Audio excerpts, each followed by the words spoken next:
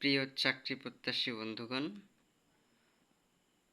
আজকে যে ম্যাথটি আমরা শিখব সেই ম্যাথটি প্রায় প্রত্যেকটি চাকরির পরীক্ষায় কমন উপযোগী একটি ম্যাথ।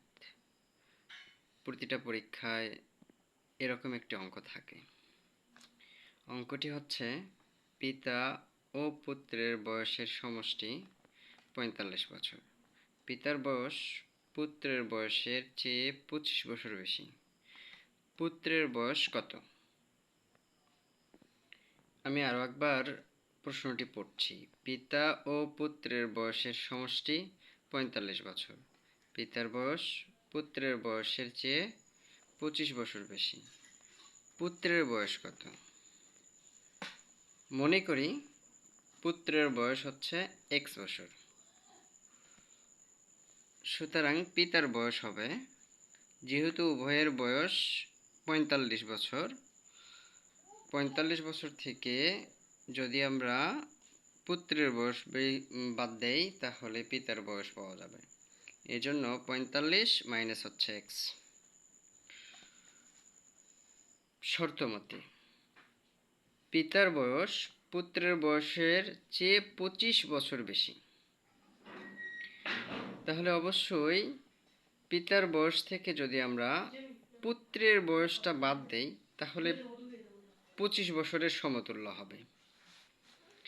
এজন্য আমরা লিখেছি শর্তমতে পিতার বয়স ছিল ৪৫ মাইনাস x, সেখান থেকে পুত্রের বয়স x বাদ দিলে আমরা কত পাবো?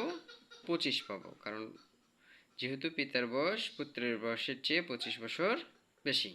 তাহলে অবশ্যই পিতার বয়স থেকে যদি আমরা পুত্রের বয়স বাদ দেই তাহলে আমরা ২৫ বছর পাই। তাহলে ৪৫ মাইনাস x, এখানে মাইনাস x ইজিক্যাল টু ২৫। তাহলে ৪৫ মাইনাস একটা x, এখানে একটা মাইনাস x সমান হচ্ছে দুইটা মাইনাস x সমান ২৫।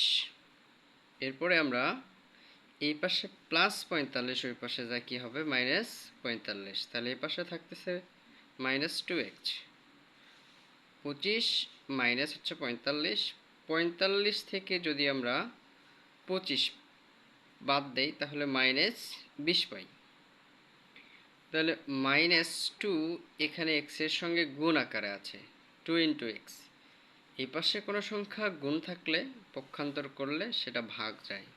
তাহলে মাইনাস ২০ থেকে আমরা মাইনাস 2 ভাগ করেছি, তাহলে 10 দুগুণ 20, মাইনাসে মাইনাসে ভাগ করলে হয় প্লাস, আর এই 10। তাহলে x ইজিক্যাল টু হচ্ছে 10। পুত্রের বয়স হবে 10 বছর। সুতরাং পুত্রের বয়স হবে 10 বছর।